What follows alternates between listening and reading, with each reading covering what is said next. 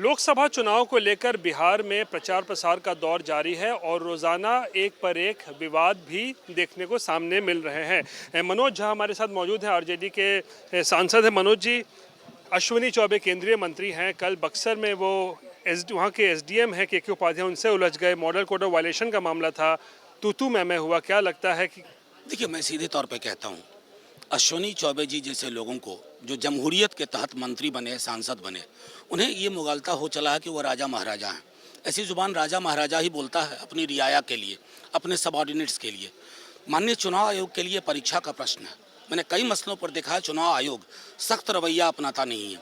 अगर आपने ये संदेश नहीं दिया सख्त अश्विनी चौबे जी को, तो आर्टिकल 324 के तहत जो हम अब तक जानते समझते आए कि निष्पक्ष स्वतंत्र चुनाव के आप कस्टोडियन, हम ये समझेंगे कि आप पक्षपात वाले और परतंत्र चुनाव के कस्टोडियन हैं। आपको लगता है एफआईआर दर्ज होनी चाहिए अश्विनी चौबे के खिलाफ? एफआईआर ही नहीं दर्ज होनी चाहिए, सख्त से सख्त सजा मिलनी चाहिए इस वायलेशन के लिए। वहीं दूसरे जो प्रत्याशी हैं बेगूसराय से, गिरिराज सिंह, प्रचार प्रसार कल कर रहे थे, और मंजू वर्मा जिनका नाम आया था मुजफ्फरपुर बालिका गृह कांड में, वो उनके लिए प्रचार प्रसार कर रही हैं, उनके साथ मंच शेयर कर रही हैं। क्या कहें? देखिए, मैं गिरिराज सिंह जी के बारे में जानता हूँ, आजकल बहुत क्राइसिस में हैं, बहुत डिप्रेशन में भी हैं, बहुत उन पर आघात लगा है। बेचारे बेगूसराय नहीं जाना चाहते थे, अब दूसरों को पाकिस्तान भेजते थे, तो उन्हीं को बेगूसराय भेज दिया गया और वो रिलक्टेंटली वहाँ गए हैं। तो स्मृति लोप बहुत हो रहा है, उस चक्कर में भूल गए पीछे मंजू वर्मा जी बैठी हुई हैं। मैं हमेशा कहता हूं कि गिरिराज सिंह जी शब्द और भाव में पॉलिटिकल आदमी नहीं है। वो जब मुंह खोलते हैं नफरत वैमनस्य से परोसते हैं, या जन्म दर पर अपने अधकचरा ज्ञान से समाज में कूड़ा कचरा फैलाते हैं। मैं सिर्फ इतना कहूँगा, गिरिराज जी चुनाव लड़िए वैसी जुबान से जो राजनीतिक जुबान है। आपकी जुबान राजनीतिक नहीं है, और कम से कम आगे पीछे देख के बोला कीजिए। लेकिन आपकी पार्टी भी अछूती नहीं है, साहब कह के बुलाया जाता है मसूद अजहर को। आपके विधायक जो एक हैं हाजी हुए हैं सुभान, मैं कहूँ वी स्ट्रांगली डिसोसिएट।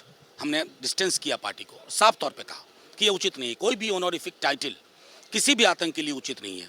लेकिन उन्होंने एक पहली बात उससे जो कही थी वो ज़्यादा महत्वपूर्ण थी कि चाइना के बरक्स मसूद अजहर को उस डॉजियर के माध्यम से हम एक्सपोज कर पाएँ, चाइना का साथ ले पाएँ। उस पर हमारी जो ट्रायल बैलून डिप्लोमेसी रही है प्रधानमंत्री जी की, उसने शून्य ही हासिल किया है।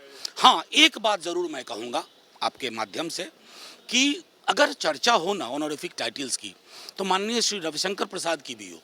उन्होंने एक ही प्रेस कॉन्फ्रेंस में दर्जनों बार श्रीमान श्रीमान कहा है आतंकियों के लिए, तो एक नज़र उधर भी। तेजस्वी तेज प्रताप के झगड़े पे क्या कहेंगे? तेज प्रताप ने तो अपना कैंडिडेट तक घोषित कर दिया है आरजेडी कैंडिडेट के खिलाफ जहानाबाद में। ये दोनों भाइयों की झगड़ा बढ़ क्यों रहा है? देखिए, एक बात मैं प्रत्यक्ष तौर पर और पूरे होशो आवास में कहूँ, झगड़ा नाम की कोई चीज़ नहीं है। सब लालू जी की संतति हैं, राबड़ी जी की संतति हैं, साथ पले बढ़े हैं। कार्यकर्ता और कार्यकर्ता के अंदर सक्षमता देखने का नज़रिया थोड़ा अलग हो सकता है। उन्होंने अपने विचार रखे, लेकिन अंततः राष्ट्रीय अध्यक्ष लालू प्रसाद जी निर्णय करेंगे। और मैं समझ रहा हूँ कि इस प्रकार के विवाद और टूट की खबरें चटखारे लेकर के थोड़ा हो सकता है कुछ दिन के लिए अच्छा लगे, अंततः ये रिजॉल्व हो जाएगा, इसका मुझको 100% भरोसा है। पता की बात क्यों नहीं मानी जाती है पार्टी में? अपने आप को क्यों सोच रहे हैं आइसोलेटेड? को बिल्कुल नहीं, ये आइसोलेशन वगैरह जो है ना, ये शब्द मीडिया के हमारे कुछ साथियों के हैं। कोई आइसोलेशन नहीं है। एक परिवार जो हर संकट की घड़ी में एक दूसरे का हाथ थामे खड़ा रहा है ना, वहाँ एक दूसरे से कोई भी आइसोलेट नहीं हो सकता। अब तो छोड़िए परिवार के सदस्यों की बात, कार्यकर्ता भी कोई आइसोलेट नहीं हो सकता है। क्षणिक आपत्ति अपनी जगह। तो मनोज झा थे जो कि बहुत सारे मुद्दों पर हमसे बात कर रहे थे, और साफ तौर पर जो पिछले दिनों तेजस्वी और तेज प्रताप के बीच जो झगड़े की खबर सामने आ रही है उसको लेकर भी कह रहे हैं ऐसा कोई विवाद नहीं है और ये सिर्फ मीडिया में चल रहा है।